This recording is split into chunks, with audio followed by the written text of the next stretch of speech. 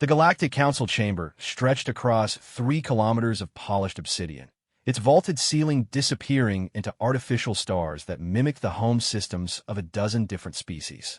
Ambassador Kethvar of the Zolonian Empire adjusted his ceremonial robes, the bioluminescent threads pulsing with barely contained excitement. Today marked a historic moment, the final solution to the human problem. Humans have been nothing but trouble since their violent entry into galactic society 12 years ago. Unlike other species who had evolved past their primitive instincts, humans still carried the savage DNA of their predator ancestors. They formed emotional bonds with everything, even their mechanical tools. They named their weapons, their vehicles, their computers. Most disturbing of all, they refused to accept their place in the carefully ordered hierarchy that had brought peace to the galaxy for over 2 millennia.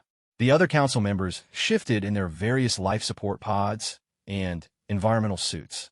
Representative Thrix of the Mantoid Collective clicked his mandibles in approval as Kethvar began his presentation.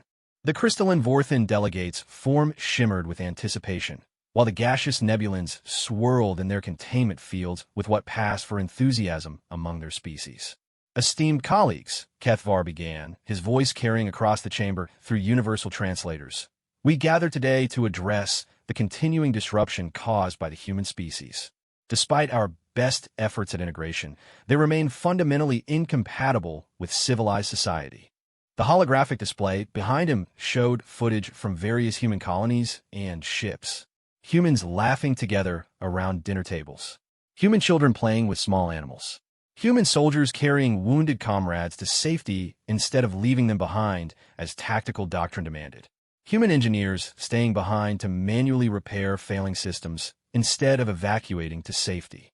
Observe their complete inability to prioritize logical self-preservation, Kethvar continued. They form irrational emotional attachments that compromise mission effectiveness. They refuse to abandon the wounded or elderly. They even show compassion to their enemies. The word compassion dripped from his translator with obvious disgust. Representative Thrix leaned forward in his articulated exoskeleton. What solution do you propose, Kethvar? We've tried education, cultural integration programs, even selective breeding to reduce their aggressive tendencies. Nothing works. I propose exile, Kethvar announced, savoring the moment. The void sectors, specifically the regions surrounding the devourer nests. A collective gasp echoed through the chamber. Even species that communicated through pheromones or electromagnetic pulses conveyed their shock. The void sectors were the galactic equivalent of a death sentence. The devourer nests housed creatures that defied classification or understanding. Massive predatory entities that consumed starships, space stations, and anything else they encountered. Some were biological, others appear mechanical. Still others seemed to exist partially in dimensions beyond normal space-time. They had been responsible for the destruction of entire civilizations.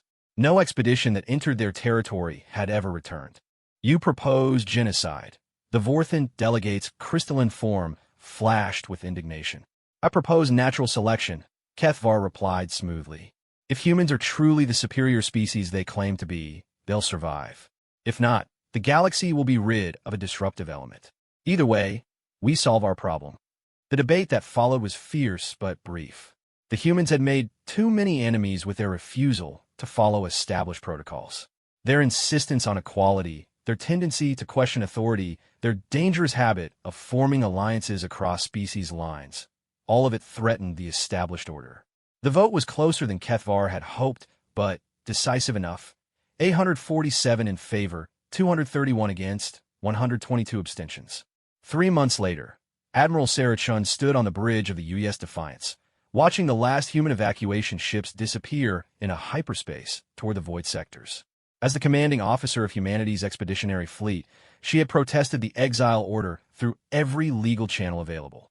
Now she found herself leading her people into what everyone assumed would be their extinction. Admiral, her chief science officer, Dr. Marcus Webb, approached with a datapad.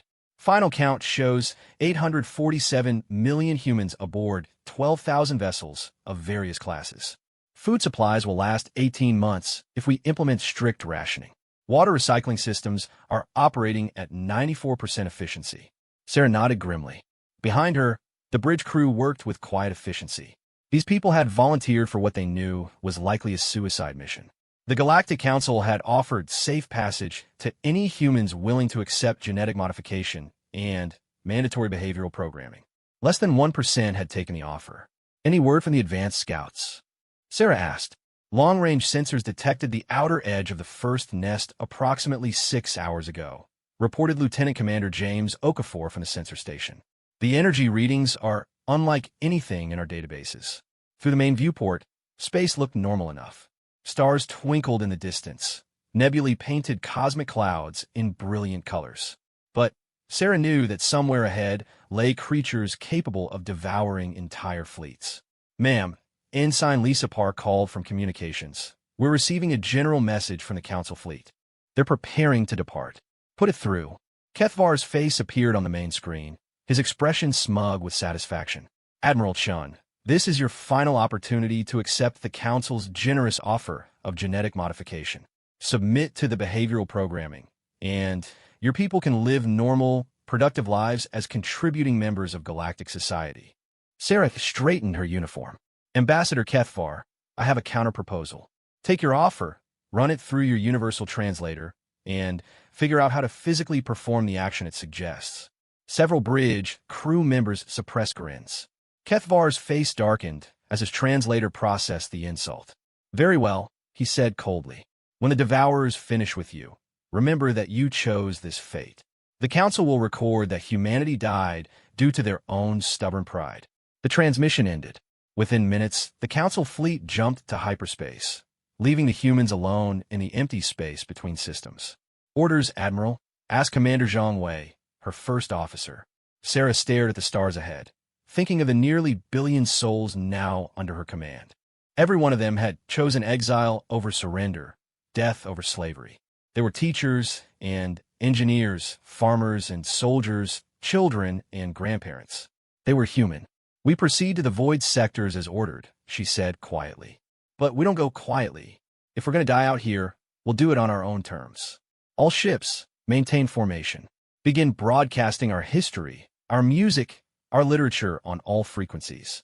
If anyone finds our wreckage, at least they'll know who we were. The human fleet moved deeper into unexplored space, their broadcasts carrying the sum of human civilization into the darkness. Behind them, the civilized galaxy went about its business, confident that they had finally solved the human problem. They had no idea what they had just unleashed.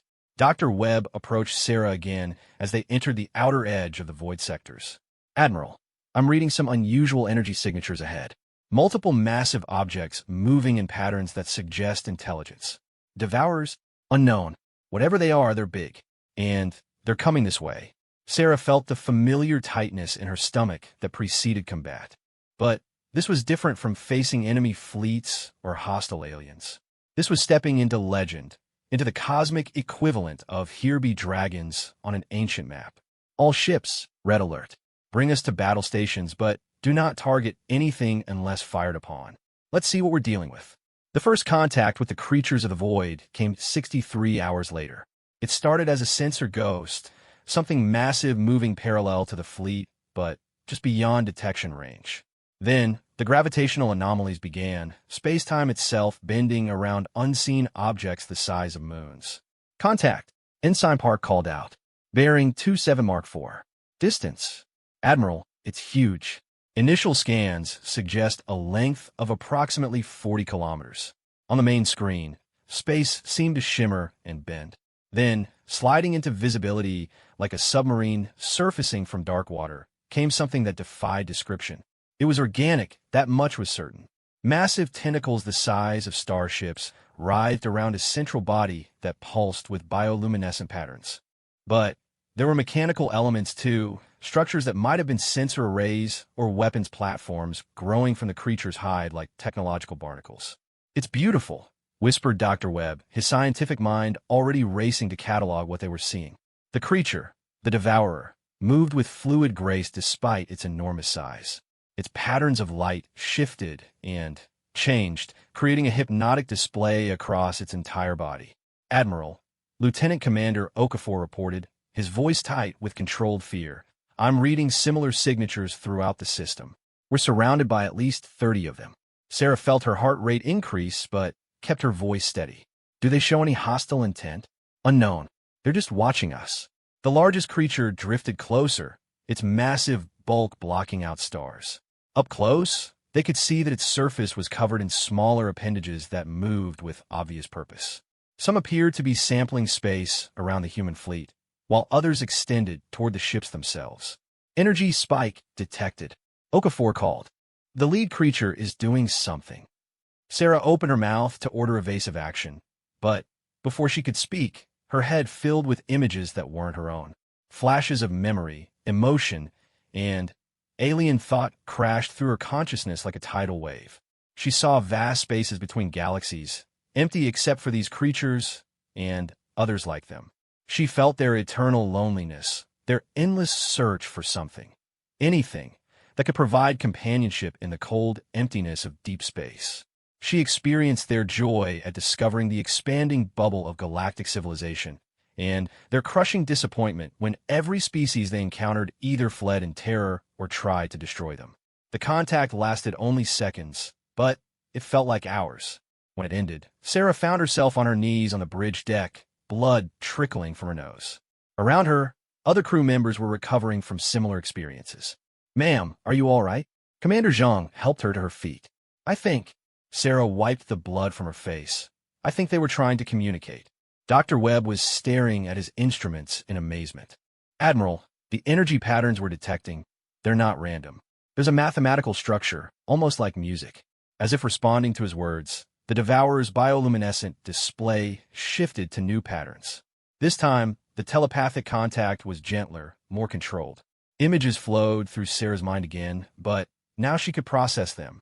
She saw the creatures, who called themselves something that translated roughly as the Lonely Wanderers, traveling between star systems for eons. They were ancient beyond measure, possessed of intelligence that spanned dimensions humans couldn't perceive. They had tried to make contact with other species countless times, but their size and alien nature inevitably resulted in fear and violence.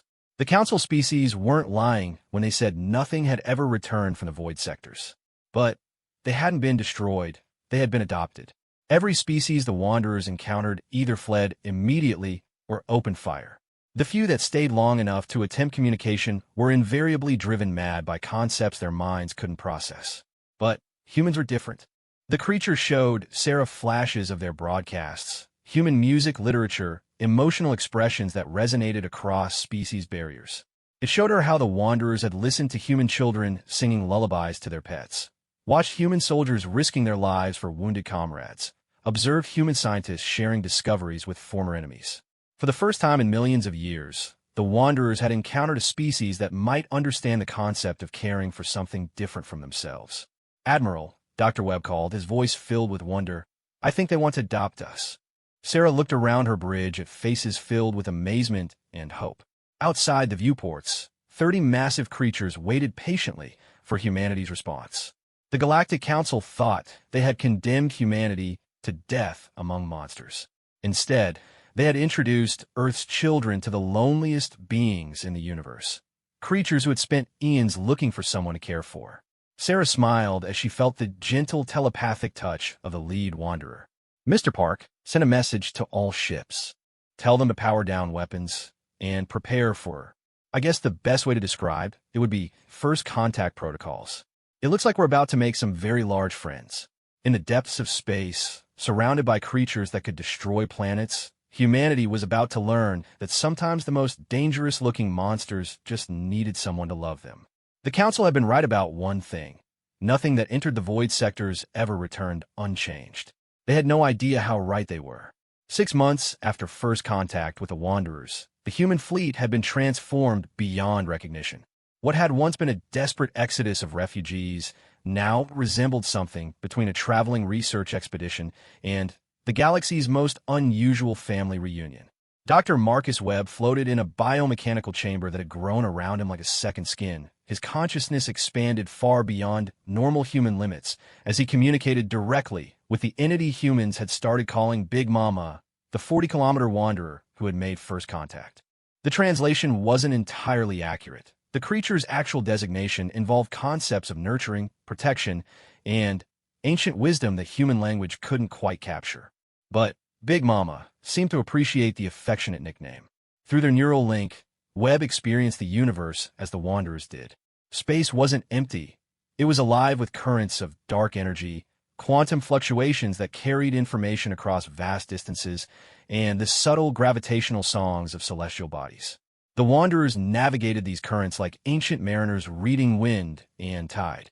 Dr. Webb, Admiral Chin's voice came through the biochamber's communication system. We need you back in baseline consciousness. The Council fleet has been spotted approaching the Kepler 442 system. Webb felt Big Mama's gentle amusement as she slowly withdrew from his mind, leaving him with enhanced awareness that would fade over the next few hours. The biochamber dissolved into component molecules that float away like liquid mercury, leaving him floating in a meditation pod aboard the research vessel UES Darwin. The Darwin was no longer recognizably human in design. Over the past months, the Wanderers had shared their biotechnology, teaching humans to grow ships rather than build them. The vessel's living hull could repair itself, adapt to new environments, and interface directly with both human nervous systems and Wanderer consciousness. Webb pulled himself along guide ropes to the main laboratory, where his team had been working on projects that would have seemed like magic 6 months ago. The artificial gravity was weaker here.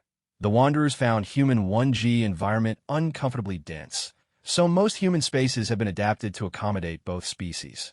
Admiral Chun is requesting an emergency conference, said Dr. Sarah Kim, his chief xenobiologist, as she emerged from a growth tank where she'd been cultivating communication interfaces. Apparently, our old friends from the Galactic Council are about to get a very unpleasant surprise. The conference took place in the flagship UES Defiance's expanded bridge, where once there had been rigid metal bulkheads, now bioluminescent walls pulsed gently with the ship's heartbeat. The command chair had been replaced with a living interface that could accommodate both human and Wanderer neural patterns. Admiral Chun stood before a three-dimensional tactical display that showed the approaching Council fleet. 300 vessels led by the dreadnought Hegemony's Will, the same ship that had escorted humanity into exile. They're heading for the Kepler system, Chun explained to the assembled human commanders and the Wanderer representatives who participated through bioneural links. Our intelligence suggests they're planning to establish a military outpost in what they consider empty space. Commander Zhang Wei, whose left arm had been replaced with a biomechanical appendage after an accident during the early integration period, gestured at the display. They have no idea we're here. The Wanderer stealth biotechnology is beyond their sensor capabilities. The question is, said Captain Maria Santos of the UES Endeavor, what do we do about it? Through the neural link, Webb felt the Wanderer's confusion. To them, the concept of claiming ownership over empty space was incomprehensible. They existed in harmony with the universe, taking only what they needed and giving back more than they consumed. The idea that one group could forbid another from traveling through open space violated their fundamental understanding of reality. Big Mama's thoughts flowed through the link, colored with protective anger. She had adopted humanity, and the Council had hurt her children. The mathematical precision of her rage was terrifying. She was calculating optimal approaches for dismantling the entire Council fleet while keeping the organic crew alive for rehabilitation. We can't just attack them, Admiral Chen said, somehow sensing the Wanderer's thoughts through the ambient bioneural field that now permeated all human ships. But we can't let them establish a military presence either. This region has become humanity's home. Dr. Webb raised his hand. What if we approach this differently? The Council exiled us here because they thought we were dangerous and unpredictable. Let's show them exactly how unpredictable we've become.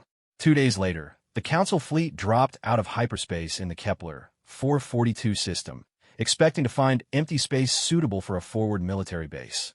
What they found instead defied every assumption they had about physics, biology, and the fundamental nature of reality. Massive structures that seemed part space station and part living organism orbited the system's planets. Gardens the size of small moons floated freely in space, their transparent biodomes containing impossible ecosystems where earth plants grew alongside crystalline Vorthan meditation gardens, mantoid hive structures, and other recognizable elements from across the galaxy. Ships that looked grown rather than built moved between the structures with fluid grace. Some were clearly based on human designs, but organic in nature, while others were utterly alien, massive creatures that might have been space whales or living starships.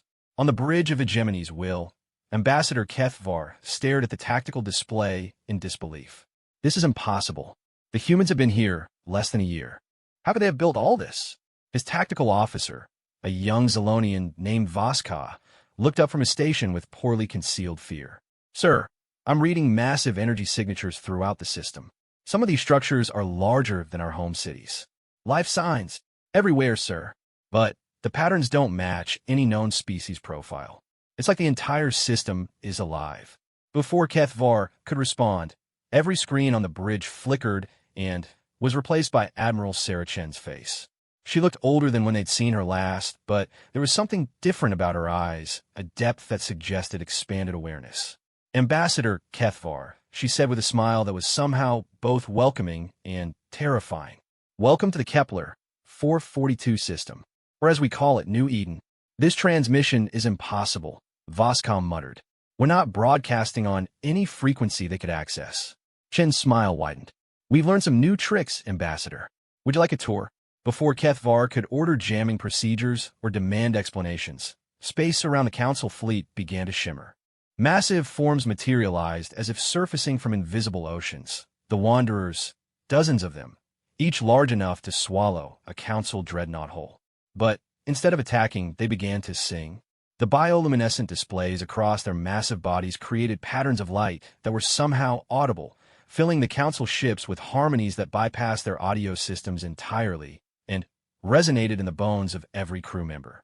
It was beautiful, alien, and absolutely terrifying to beings who had never experienced direct neural contact with another species. Ambassador, Chun continued, as if massive space creatures materializing around a military fleet was perfectly normal. I'd like you to meet some friends of ours. They're very excited to make your acquaintance. It's been a long time since they've encountered representatives of the Galactic Council. Through the bioneural link that now connected every human in the system, Webb felt the Wanderers' complex emotions. They remembered every species that had fled from them, every shot fired in fear, every lost opportunity for connection. The Council races had systematically taught the galaxy to fear them, labeling them as mindless devourers when they were actually ancient philosophers and cosmic gardeners. This is a violation of the exile agreement, Kethvar managed, his voice barely steady. You were ordered to the void sectors. You have no authority to establish settlements, or whatever this is. Oh, we're still in the void sectors, Chen replied pleasantly. We just made some improvements. You see, it turns out the creatures you call devourers aren't mindless monsters. They're actually highly advanced beings who've been looking for someone to talk to for about 6 million years. One of the smaller Wanderers, only about 20 kilometers long, drifted closer to the Hegemony's will. Its bioluminescent display shifted to patterns that somehow conveyed curiosity and gentle interest. Through their shared neural network, the humans could feel its excitement at seeing new faces. It wants to know if you'd like to see its collection of stellar phenomena. Webb's voice came through the transmission as he translated. It's been cultivating miniature nebulae for the past few thousand years. Apparently, it's quite proud of them. Several Council crew members fainted. The idea of creatures that could cultivate nebulae as hobbies was beyond their comprehension. You've allied yourselves with the Devourers, Kethvar accused, though his voice lacked conviction. Nothing about what he was seeing matched the descriptions of mindless, destructive creatures from the Council archives. We've been adopted by them. Actually, Chen corrected. They're quite nurturing once you get to know them. Would you like to meet some of the other species they've taken in over the years? Before Kethvar could respond, smaller vessels began emerging from the biostations throughout the system. Some were recognizably of Council design, but heavily modified with organic technology. Others were completely alien, built by species that predated the Galactic Council by millions of years. The Kethmori were exiled here about 500,000 years ago for excessive empathy, Chen explained as elegant crystalline ships joined the formation around the Council fleet. The Zul'Dan were sent here for refusing to accept species hierarchy about 200,000 years ago.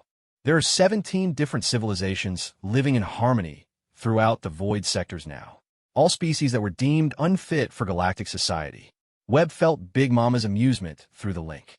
The Wanderers have been collecting the galaxy's misfits and outcasts for eons, providing shelter for any species too compassionate, too curious, or too independent for the Council's rigid order. This changes nothing, Kethvar declared. though his earlier confidence was clearly shaken. The Council will never accept this abomination. You're harboring dangerous entities that threaten galactic stability. Oh, I think you misunderstand our relationship, Chen said, her smile taking on a distinctly predatory quality. We're not harboring anyone. We're family now, and some of our family members are very protective. Big Mama moved closer to the hegemony's will, her massive bulk blocking out the stars. Her bioluminescent display shifted to new patterns, ones that Webb recognized as the mathematical expression of controlled anger. Through the neural link, he felt her thoughts and translated them aloud. She says that you hurt her children. She wants to know why she shouldn't simply disassemble your ships and put you in timeout until you learn better manners. The concept of timeout, as translated by an ancient cosmic entity, was somehow more terrifying than any death threat. We came here in peace, Kethvar protested weakly. With a military fleet, Chun pointed out, to establish a forward base in territory you'd already exiled us to. That doesn't sound very peaceful. Around them, more wanderers were arriving, attracted by the excitement. Some were even larger than Big Mama. Ancient beings that had been tending the space between galaxies since before the Council's homeworlds had developed multicellular life. What do you want? Kethvar finally asked. Chen's expression softened. We want to go home, Ambassador. But not to the galaxy that exiled us. We want to go home to a galaxy where species like the Wanderers aren't automatically feared and hunted, where beings are judged by their actions rather than their appearance, where compassion isn't considered a weakness. Through the bioneural link, Webb felt the collective hope of 17 different civilizations. All the species the Council had deemed too dangerous, too unpredictable, or too compassionate for their ordered society. The galaxy has been stable for 2 millennia, Kethvar said, but his words sounded hollow even to him. Stable, Chen repeated, like a stagnant pond. Meanwhile, out here in the regions you consider worthless, we've been growing, learning, becoming something new. She gestured to the impossible structures around them. We've learned to blend technology with biology, to communicate directly between species without losing individual identity, to build civilizations that enhance rather than consume. The Wanderers have taught us to see the universe as it truly is, not empty space to be claimed, but a living system to be nurtured. The Council will never accept this, Kethvar said, but his voice held more resignation than defiance. Then, the Council will have a problem, Chen replied simply. Because we're coming back. Not as conquerors, but as teachers. The galaxy is about to learn that evolution doesn't stop just because you achieve interstellar travel. Big Mama's thoughts flowed through the neural link, colored with maternal pride and protective determination. She had spent millions of years caring for the lost and rejected of the galaxy. Now her newest children were ready to help their siblings still trapped in the Council's rigid hierarchy. You have 48 hours to report back to the Council, Chun continued. Tell them that humanity survived the void sectors, just as you hoped. But tell them we didn't survive unchanged. We became something better, and we're coming home to share what we've learned. As if responding to her words, the Wanderers began to sing again, a harmony that spoke of homecoming, of family reunions, and of the joy of sharing love with those who had forgotten how to feel it. The Council fleet found itself surrounded by beings of unimaginable power who wanted nothing more than to teach them how to be happy. Somehow, that was the most terrifying thing any of them had ever experienced. The emergency session of the Galactic Council convened 18 hours after Ambassador Kethvar's fleet limped back to Zolonian space. The Grand Chamber, normally a display of orderly civilization, buzzed with barely contained panic. Representatives from 127 species filled their environmental suits and life support pods with intention that transcended biological differences. Kethvar stood at the central podium, his ceremonial robes disheveled and his usual confident demeanor replaced by something approaching shell shock. The holographic recordings from the Kepler 442 system played on loop behind him, showing massive biomechanical structures that defied known physics and creatures that treated Council dreadnoughts like interesting toys. The humans have not merely survived, Kethvar reported, his voice hollow. They have evolved. They formed an alliance with entities that possess technology centuries beyond our current understanding. Worse, they claim to represent a coalition of 17 different species, all civilizations we have exiled to the void sectors over the past 500,000 years.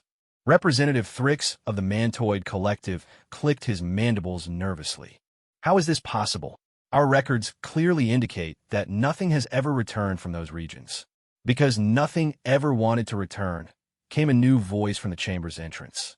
Every head, sensor array, and optical apparatus in the chamber turned to see Admiral Sarah Chun walking calmly into the most secure location in the galaxy, flanked by two figures that shouldn't have been able to exist.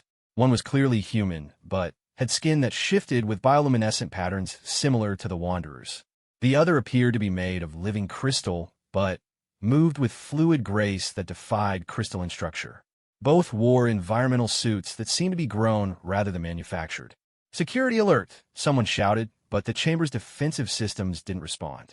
The bioluminescent human, Dr. Webb, though he was barely recognizable, gestured casually, and every weapon system in the chamber simply went dormant. "Please, remain calm," Chun said, her voice carrying clearly through the chamber without any visible communication device. "We're here to talk, not to fight." Kethvar backed away from the podium. "This is impossible. You couldn't have traveled here undetected. Our sensor networks monitor every approach to the council system." Webb smiled, and his skin patterns shifted to what looked almost like amusement. "We didn't travel through space, Ambassador. We travel with it." He gestured to his crystalline companion. "I'd like you to meet Zarthel the Kethmori. His people were exiled for excessive empathy about 500,000 years ago. They've learned some interesting tricks since then." Zarthel stepped forward, and when he spoke, his voice seemed to come from the chamber's very walls. "Honored Council, we do not come in anger, though you gave us cause. We come in hope, for we have learned that even the most rigid structures can be taught to bend and grow." "How did you get here?" demanded the Vorthan representative, her crystalline form flashing with alarm. "The defensive perimeter around this system is impenetrable. To beings who think in terms of barriers and walls, perhaps," Chen replied. "But the Wanderers taught us to see space as a living medium. We didn't break through your defenses. We asked them politely to let us pass." She wasn't speaking metaphorically. Through techniques learned from the Wanderers, the human-led coalition had learned to communicate with the quantum substrate of space itself. Defensive barriers, sensor networks, even the fundamental forces that powered their technology, all of it was ultimately just organized energy, and energy could be persuaded rather than forced. "What do you want?" asked the Nebulan representative, their gaseous form swirling with agitation. "To come home," Chen said simply. "The galaxy is our birthplace too. We have as much right to exist here as any of you. You allied yourselves with the Devourers," Thrix accused, his exoskeleton rattling with alarm. "You've brought cosmic predators into civilized space." Zarthel's crystalline form resonated with something that might have been laughter. "Cosmic predators? In 500,000 years of exile, we never thought to ask why you were so afraid of the Wanderers. Now that we've met them, we understand. You're not afraid of being devoured. You're afraid of being loved." The chamber erupted in confused protests and demand for explanation. Webb raised his hand, and the bioluminescent patterns on his skin shifted to create a light display that somehow commanded attention from every species present, regardless of their sensory apparatus. "The beings you call Devourers are cosmic gardeners," he explained. "They've spent millions of years cultivating life throughout the universe, nurturing species, preserving knowledge, protecting the weak. They don't devour civilizations, they adopt them." Chun activated a holographic display that showed the void sectors as they truly were. Not empty space haunted by monsters, but a thriving meta-civilization where dozens of species lived in harmony, sharing knowledge and growing together. "Every species you've exiled for being too different has found a home with the Wanderers," she continued. "The Kethmori, exiled for empathy. The Zolvan, exiled for refusing hierarchy. The Merdai, exiled for asking too many questions. The Torvel, exiled for forming emotional bonds with other species. All the qualities you consider dangerous or destabilizing. Because they are dangerous." Ketvar protested. "Order requires structure. Hierarchy maintains stability. Emotional bonds compromise logical decision-making." "And yet," Zarthel interjected, "our coalition has achieved technological advances that your rigid order couldn't imagine in 1,000 years." When beings are free to think, feel, and question, amazing things happen. To demonstrate, Webb gestured toward one of the chamber's massive structural support columns. His bioluminescent patterns shifted, and the metal began to flow like liquid, reshaping itself into an intricate sculpture that somehow remained perfectly load-bearing while displaying impossible beauty. Persuasion technology, Webb explained as panicked representatives watched their indestructible chamber casually remodeled. When you understand that matter and energy are just different expressions of the same underlying consciousness, you can ask them to take new forms. No force required. You're threatening us, accused the Vorthan representative. We're demonstrating, Chen corrected. The universe is far more wonderful and collaborative than your rigid worldview allows. We're not here to conquer or destroy. We're here to teach. And if we refuse your teaching, Kethvar asked. Chen's expression grew sad. Then you'll be left behind. Evolution doesn't wait for permission, Ambassador. The universe is changing, with or without the Council's approval. Behind her, the chamber's walls began to display images of the meta-civilization growing in the void sectors. Cities that were also living beings, ships that grew themselves, technologies that enhanced rather than replaced biological capabilities. Children of a dozen different species playing together in impossible gardens. Scientists sharing discoveries that transcended individual species' limitations. This is what happens when beings are free to become their best selves, Webb said. When fear doesn't drive every decision. When difference is celebrated rather than eliminated. The crystalline patterns in Zarthel's form shifted to show complex mathematical relationships. Your council has maintained order for 2 millennia by suppressing change. But change is the nature of life itself. By trying to stop it, you've only delayed an inevitable transformation. The Wanderers have been patient, Chen added. They've accepted every species you've exiled, given them new homes, helped them grow beyond their limitations. But their patience isn't infinite. They've watched you spread fear of them throughout the galaxy for millions of years. They've seen countless species taught to shoot first and ask questions never. They're tired of being portrayed as monsters when all they want is to share the wonders they've discovered. A new voice joined the conversation. Ancient, vast, and somehow gentle despite its cosmic scale. It came from everywhere and nowhere, vibrating through the chamber structure and the bones of every being present. Little council builders, the voice said, translated through Webb's binaural interface. Why do you fear love so greatly? The emergency force fields around the chamber activated automatically, but they flickered and failed as the massive presence became clear. Big Mama herself was somehow present, her consciousness bridging the gap between the void sectors and the council chamber through quantum entanglement techniques that made faster-than-light travel seem primitive. You exile those who care too deeply, Big Mama continued, her thoughts flowing through the chamber like a gentle tide. You punish those who question. You fear those who form bonds across the boundaries you have drawn. But boundaries exist only in minds, little ones. The universe recognizes no such divisions. Several representatives were hyperventilating in their environmental suits. The idea of direct communication with a creature that could span star systems was beyond their psychological preparation. We offer you the same choice we offered your exiled children, Big Mama said, her vast compassion somehow compressing itself into concepts that smaller minds could process. Grow with us, or remain as you are. But do not try to stop others from growing. The time of enforced stagnation is ending. Shun stepped forward. The council can continue to exist. We're not here to dismantle your civilization, but you can no longer dictate what other species can become. The galaxy is bigger than your rules, older than your order, and far more wonderful than your fears allow. And if some species choose to remain as they are, asked the Nebulan representative, their gaseous form swirling with uncertainty. Then they remain, Zarthel replied. Force is the opposite of growth. We will not make the same mistake you made with us. Webb's bioluminescent patterns shifted to display a complex probability matrix. We've run the calculations.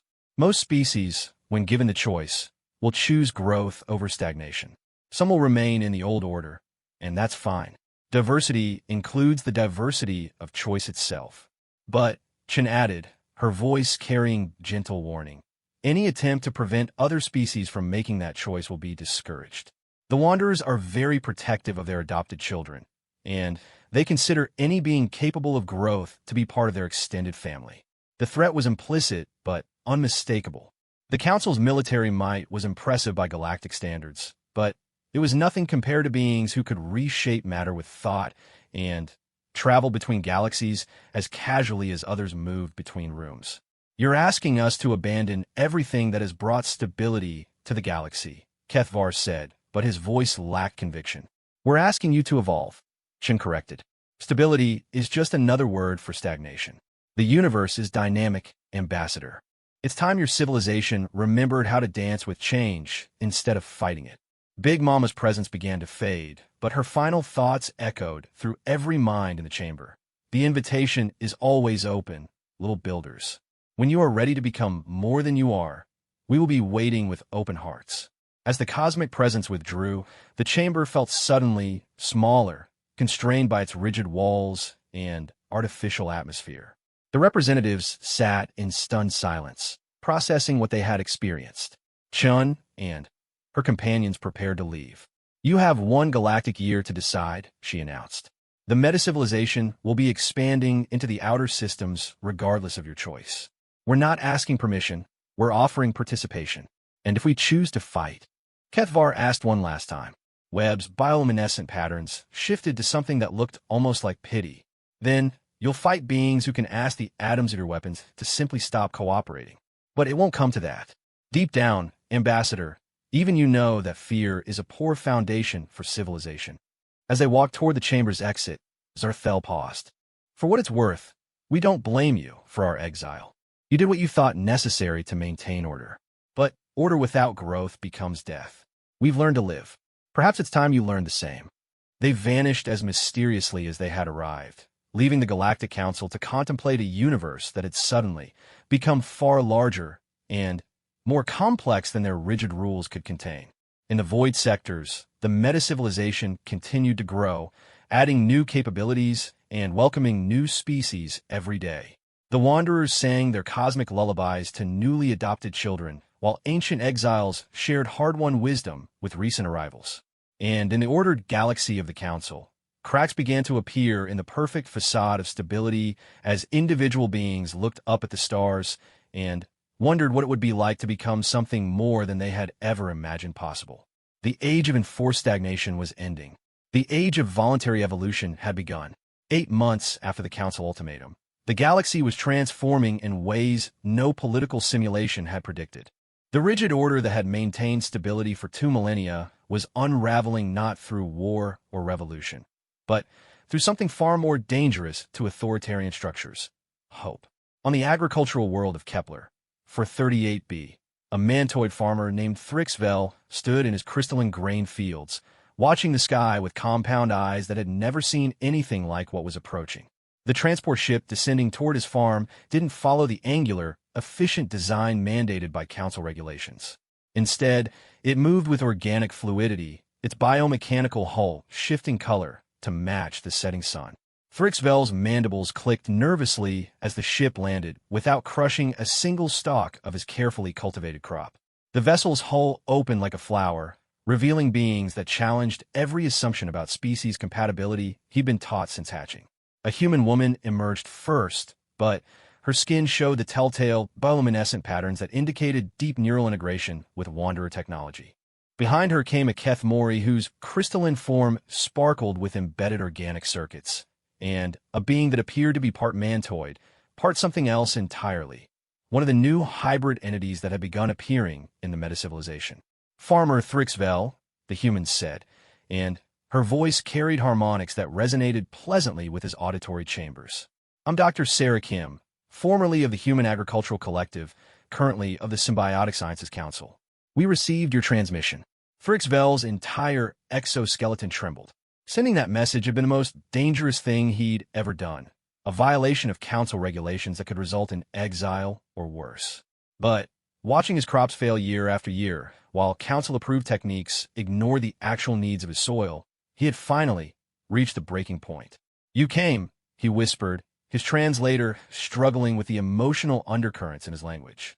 I thought I thought you might ignore a single farmer on a backwater world. The hybrid being stepped forward, and when it spoke, Thrixvel was shocked to recognize dialect patterns from his own homeworld. We are Klexera, once of the Mantoid Collective, now of the Symbiotic Synthesis. We left the homeworld 3 months ago when we could no longer bear the restrictions on natural development. We remember what it was like to fear reaching for something better. Dr. Kim gestured to the failing grain field around them. Your message described problems with soil depletion and declining yields using council-mandated monoculture techniques. You mentioned theoretical interest in biological diversity approaches. Theoretical, Trixwell repeated bitterly. Because practical application would be dangerous deviation from proven methods. He clicked his mandibles in the mantoid equivalent of a resigned shrug. But my family has farmed this land for 12 generations. I've watched it slowly dying under council management protocols. The Kethmori, who had been silently communing with some kind of bioscanner grown into their palm, looked up from their analysis. Your soil microbiome has been reduced to less than 3% of natural diversity. The council's sterilization protocols have created a biological desert. Can it be healed? Thrixvel asked, hope and desperation warring in his voice. Everything can be healed, Dr. Kim said gently. But first, you need to understand what you're really asking. If we help you restore your farm using our techniques, there will be no going back. The council considers our methods to be dangerous biological contamination. You and your family would be choosing exile. Thrixvel looked across his dying fields, then up at the stars where he knew the meta-civilization was growing. My youngest hatchling asked me yesterday why the grain tastes like dust. I told her it was normal, that this was how food was supposed to be. But I remember my grandfather's stories of harvest so abundant they glowed with health. His compound eyes fixed on the visitors. What my family produces now isn't worthy of the name food. It's barely adequate nutrition. And if you could produce real food again, Klexera asked, food that sang with life and flavor, then exile would be a small price to pay. What happened over the next 6 hours would have been impossible under council science. Dr. Kim and her team didn't just plant new crops or apply different fertilizers. They introduced their soil to a carefully cultivated community of symbiotic organisms that had been developed through collaboration between human agricultural science, wander biointegration techniques, and the crystalline growth methods of the Kethmori. The hybrid being, Klexera, served as a living translator between the team's biotechnology and Thrixvel's understanding. Through quantum-entangled neural links, they could communicate directly with the microscopic life forms being introduced to the soil, helping them understand and integrate with the existing ecosystem. You're not adding foreign elements, Dr. Kim explained as she worked. You're restoring the natural relationships that the Council's sterilization protocols destroyed. Every world develops its own unique soil ecology, but the basic principles of symbiotic agriculture are universal. Thrixvel watched in amazement as his fields began to change. The dying grain stalks straightened and began to take on colors he hadn't seen since his childhood. The soil itself seemed to come alive, developing the rich, complex sense of healthy earth. This is impossible, he whispered. Transformation like this should take years. Time is relative, the Kethmori replied, their crystalline form resonating with harmonic frequencies that somehow accelerated biological processes. When every organism in an ecosystem works together instead of competing, change happens at the speed of cooperation. By sunset, Thrixvel's farm had been transformed into something that looked more like a garden than an agricultural facility. The grain grew in complex polyculture arrangements, each species supporting and enhancing the others. Insects that had been extinct on his world for decades had somehow appeared, attracted by biofrequency broadcasts from the team's equipment. Where did they come from? Thrixvel asked, watching native pollinators that he had thought were gone forever. They were never gone, Dr. Kim explained. The Wanderers maintain genetic archives of every ecosystem they've ever encountered. When they learned about your world's agricultural problems, they prepared restoration packages from your planet's own biological history. That night, Thrixvel's family gathered around their dinner table for a meal made from the day's harvest. His youngest hatchling took one bite of the new grain and began to vibrate with joy, a response he hadn't seen since she was very small. Father, she said, her mandibles clicking with wonder, the food is singing. She wasn't speaking metaphorically. The bio-integrated grains maintained quantum coherence that created harmonic resonances detectable by sensitive mantoid auditory systems. The food was literally alive with the songs of healthy, symbiotic relationships. "This is what food was supposed to taste like?" asked his eldest son, a young adult who had never known anything but council-approved nutrition blocks. "This is what life was supposed to feel like," Thrixvel corrected, watching his family rediscover the simple joy of nourishment that enhanced rather than merely sustained. The choice was easy. By morning, Thrixvel had sent a message to the local council representative, formally requesting exile for his entire family. The response came within hours. A council enforcement vessel arriving to investigate reports of biological contamination and unauthorized agricultural modification. Captain Voska of the Council Guard had been expecting to find a simple case of black market technology use. What he found instead was a farm that challenged everything he understood about biology, agriculture, and the fundamental nature of life itself. "This is impossible," he told his science officer as they surveyed the transformed fields from orbit. "The bio readings indicate ecosystem complexity levels that shouldn't exist outside of untouched wilderness preserves." "Sir," his communications officer reported, "I'm receiving a transmission from the farming family. They're requesting formal exile status and asking for transport to the void sectors." Voska stared at the display showing Thrixvel's farm, now a paradise of abundance that made the council's agricultural worlds look like sterile wasteland by comparison. "They're volunteering for exile?" "Yes, sir. They claim they've found a better way to live." Before Voska could respond, space around his ship began to shimmer with the familiar distortions that announced Wanderer presence. But instead of the massive cosmic entities he'd been trained to fear, what emerged was something unprecedented. A bioship that was obviously Wanderer technology, but clearly designed for smaller-scale interaction. The vessel was beautiful rather than terrifying, about the size of a council frigate but shaped like a massive flower, its petals shifting through colors that somehow conveyed welcome and peaceful intent. As it approached, Voska felt an unexpected sensation, curiosity rather than fear. "Council vessel, this is the bioship Harmony's Garden," came a transmission in perfect Zolonian. "We're here to offer transport to the Thrixvel family and any other beings who wish to join the meta-civilization. Please do not be alarmed. We mean no harm to those who choose to remain in council space." The transmission was followed by something Voska had never experienced: direct neural contact with an alien intelligence that felt unmistakably benevolent. The touch was gentle, offering rather than forcing, sharing images of worlds where beings like himself lived in harmony with technologies that enhanced rather than replaced biological capabilities. "You're Zolonian," the voice in his mind said, and Voskar realized he was communicating with one of the Wanderer-bonded humans. "I was born on Zolonia Prime before the exile. I remember the crystal gardens, the singing towers, the way the aurora would dance across the night sky. I miss it sometimes." "How is this possible?" Voskov Kisperet. "Neural interfacing through bio-quantum entanglement," the voice explained. "It sounds technical, but it's really just a more sophisticated form of empathy. We're not reading your mind.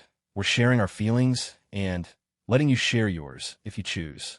Through the link, Voska experienced flashes of the meta-civilization, worlds where Zolonian crystal growth techniques had been combined with human creativity and Wanderer wisdom to create cities that were also living art installations. Schools where children of dozens of species learned together, their differences celebrated rather than suppressed.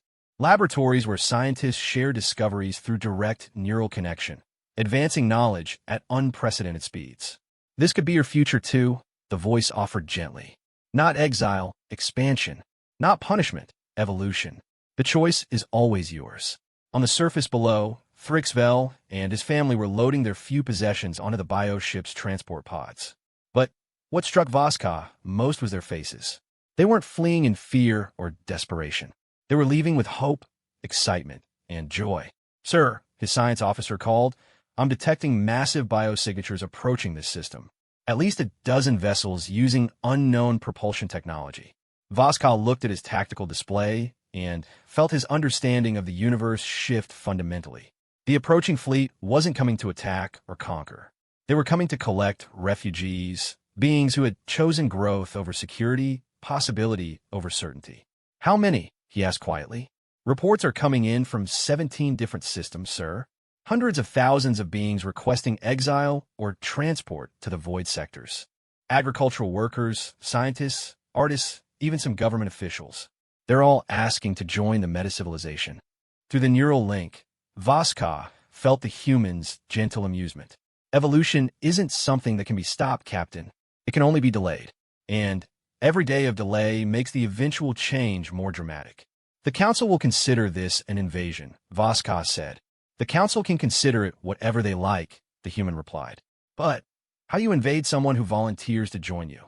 How do you fight an enemy whose only weapon is the offer of a better life? Voska watched as the Thrixvel family boarded the bio ship, their youngest daughter still vibrating with joy from her first taste of real food. In his mind, he could feel the vast network of consciousness that connected the meta-civilization. Not a hive mind, but a chosen family of unprecedented diversity and scale. What happens now, he asked. Now you go back to the Council and tell them what you've seen, the human said. And they'll have to decide whether they want to evolve or become irrelevant. As the bio ships departed with their willing passengers, Voska found himself staring at the transformed farm below. In a single day, it had gone from dying wasteland to abundant paradise. The implications were staggering. The Council's entire social structure was based on the premise that order required control, that stability required suppression of change. But what he had witnessed suggested that controlled evolution was not only possible, but inevitable. He drafted his report carefully, knowing that his words might influence the fate of galactic civilization. But, as he wrote, he found himself thinking about the songs hidden in properly grown food, about cities that were also art, about children who learned to see differences as gifts rather than threats. For the first time in his career, Captain Voska began to wonder what life might be like in a universe where beings were free to become their best selves. The meta-civilization wasn't conquering the galaxy. It was offering a choice: remain as you are, or become more than you ever imagined possible. And across hundreds of worlds, beings were beginning to choose growth over stagnation, hope over fear, and love over loneliness. The galaxy was changing, one volunteer at a time. 2 years after the first voluntary exiles began joining the meta-civilization, the Galactic Council faced a crisis that no amount of military force or political maneuvering could solve: happiness. On worlds throughout Council space, beings were abandoning their assigned roles not in rebellion, but in pursuit of something better. Artists were leaving sterile cultural production facilities to create works of impossible beauty in meta-civilization studios. Scientists were departing rigid research institutions to explore discoveries that blended multiple species' knowledge in ways that individual civilizations could never achieve alone. Even bureaucrats were requesting transfers to administrative roles in societies that valued cooperation over control. The Council's response had been predictably authoritarian: travel restrictions, communication blackouts, and mandatory loyalty reinforcement programs. But it was impossible to contain an idea whose time had come, especially when that idea was simply that life could be better than it currently was. Ambassador HFY stood in the Council's Emergency Command Center, watching tactical displays that showed the slow but inexorable dissolution of galactic order. Red indicators marked systems where significant portions of the population had joined the meta-civilization. Yellow warnings highlighted worlds where underground movements advocated for voluntary evolution. Even green systems, those still fully under Council control, showed concerning levels of what the analysts euphemistically called social curiosity. "The situation is untenable," reported General Morthak of the Combined Fleet Command. "We can maintain military control of the core systems, but we're losing peripheral worlds faster than we can reinforce them. And the beings who remain aren't being conquered, they're being convinced." "Then we convince them back," HFY replied, but his words lacked conviction. "How did you argue against the evidence of your own eyes?"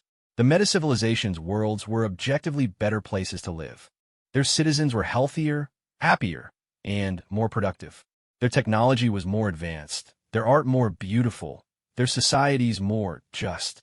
"Sir," interrupted Communication Director Velnax, "we're receiving a transmission from the meta-civilization leadership. They're requesting a formal audience." "Ignore it," HFY said automatically. "Sir, they're broadcasting on frequencies that shouldn't exist. Our equipment can't block them." The message is appearing on every screen in the building.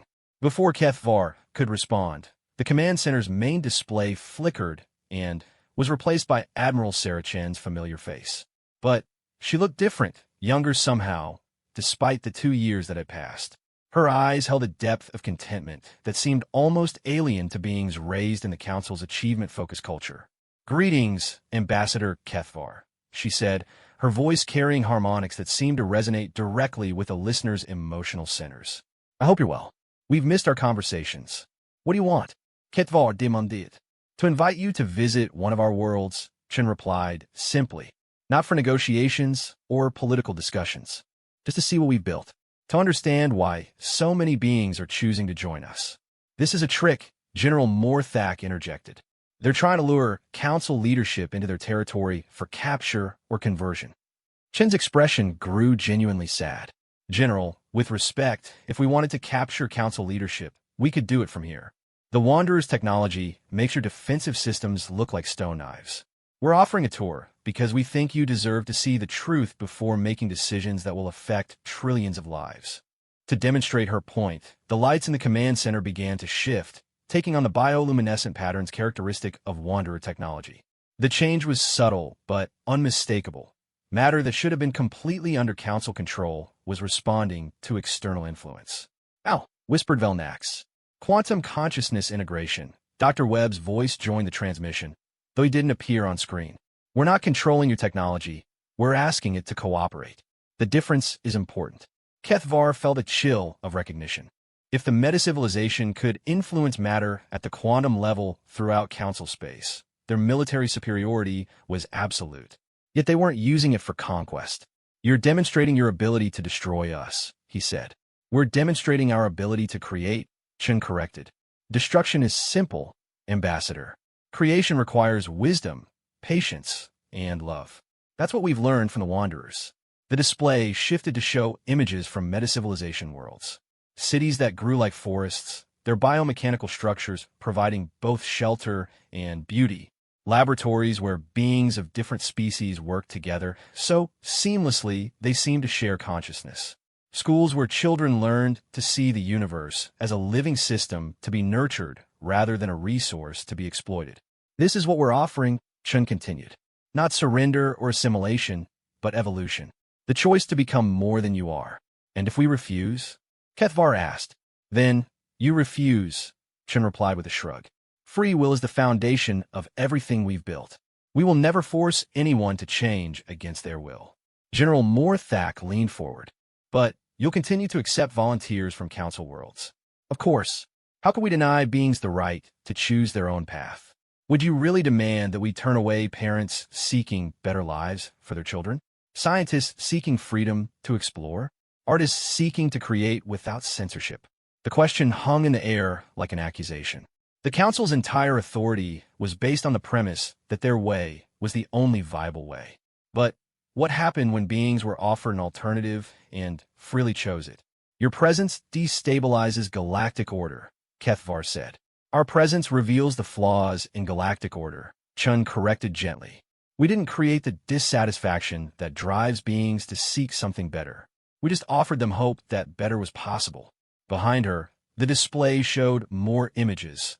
Former Council citizens learning to interface with living technology, participating in democratic decisions that included their own thoughts and feelings rather than just economic calculations, creating art that expressed the full range of conscious experience. "Come and see for yourself," Chen offered again. "Bring your entire leadership council if you want. See what we built. Talk to beings who chose to leave Council space.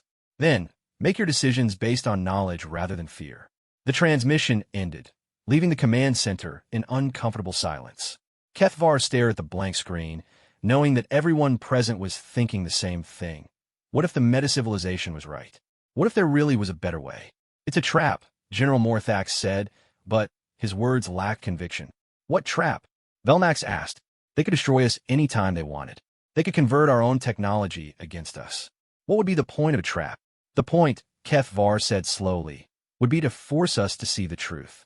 And the truth is that we're losing not because we're being defeated, but because we're being made obsolete." 3 days later, Against the advice of his security council and the protests of hardline traditionalists, Kethvar boarded a diplomatic vessel bound for the meta-civilization world of New Harmony.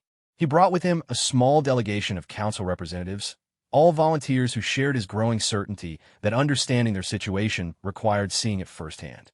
New Harmony had once been a council agricultural world, designated for efficient food production and nothing else. What Kethvar found there challenged every assumption he had about civilization, technology, and the nature of conscious existence. The planet's surface was a masterwork of integrated design.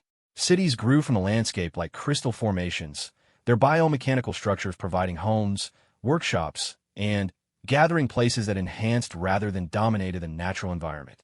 Food production happened everywhere, in vertical gardens that were also art installations, in living buildings that grew their own nutrition, in orbital habitats that recycled waste into abundance. But it was the people who truly shattered Kethvar's worldview. He met a former Zolonian bureaucrat who had become a bioarchitect, designing buildings that could think and grow and respond to their inhabitants' needs. He spoke with an ex-mantoid soldier who now taught children how to communicate with the quantum substrate of reality. He encountered a former council enforcer who had become a diplomatic mediator, helping newly arrived refugees integrate into a society that valued their unique perspectives. None of them seemed brainwashed or coerced. They were simply happy, productively, creatively, sustainably happy in ways that council's psychological profile suggested was impossible for beings raised in structured hierarchical societies. How? Kethvar asked Dr. Kim as they toured a research facility where scientists from a dozen species were collaborating on projects that transcended individual species limitations. How do you maintain order without hierarchy? How do you ensure productivity without control? You assume that order requires hierarchy, Dr. Kim replied. But look around you. Everything here is incredibly ordered. It's just organized around cooperation rather than domination. She gestured to a nearby work area where a team was developing new agricultural techniques. A human, a crystalline being, and something that might have been an evolved Wanderer hybrid were sharing thoughts through direct neural interface, while their hands worked with biomechanical tools that responded to intention as much as physical manipulation. When beings are free to contribute their best abilities toward shared goals, you get order that's more sophisticated than anything possible through imposed control, Dr. Kim continued.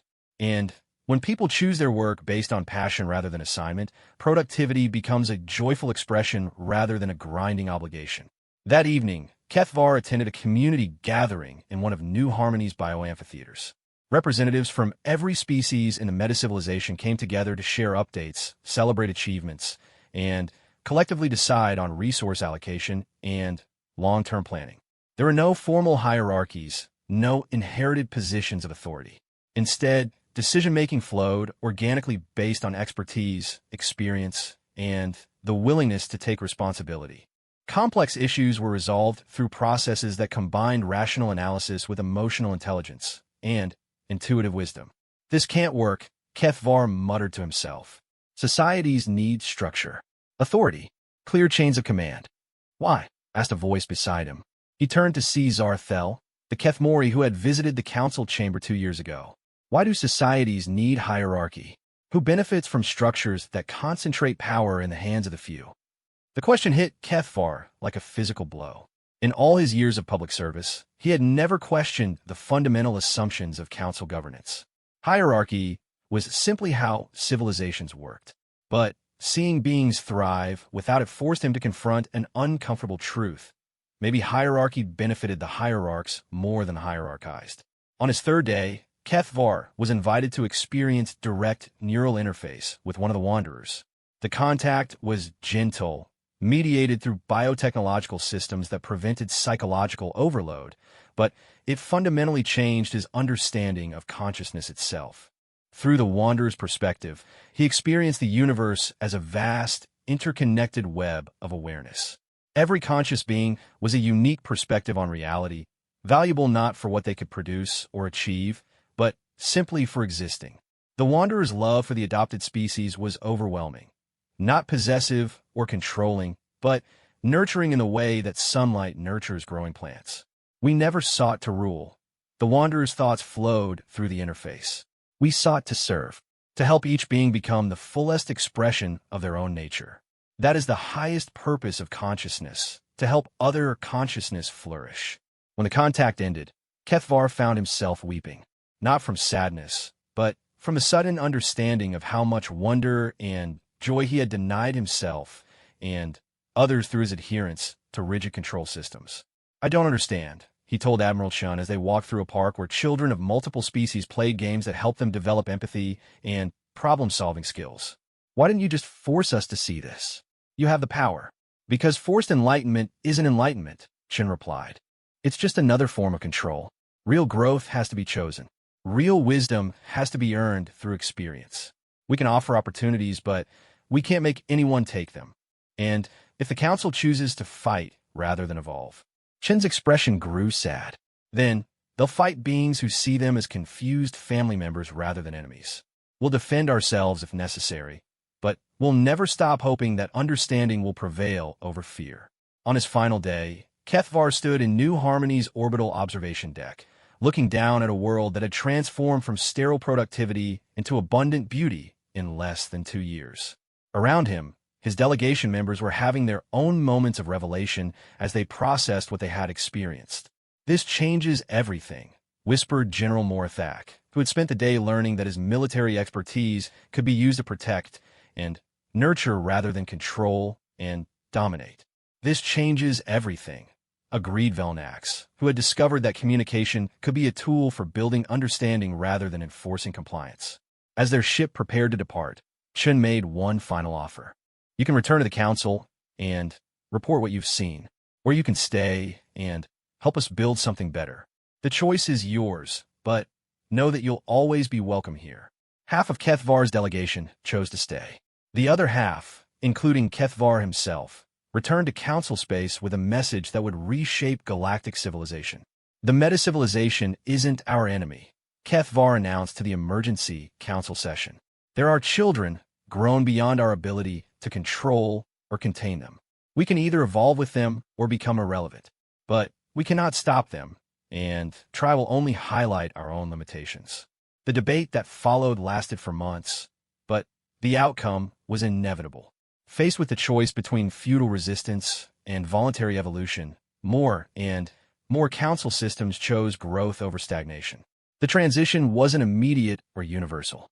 Some species chose to maintain traditional hierarchies within designated preserves. Others partially integrated meta-civilization technologies while keeping their own governmental structures. Still others underwent complete transformation, joining the growing network of consciousness that spanned the galaxy. But everywhere, the fundamental principle held. The choice belonged to each individual being. No one was forced to change, and no one was prevented from changing. Years later, Ambassador Kethvar, now director of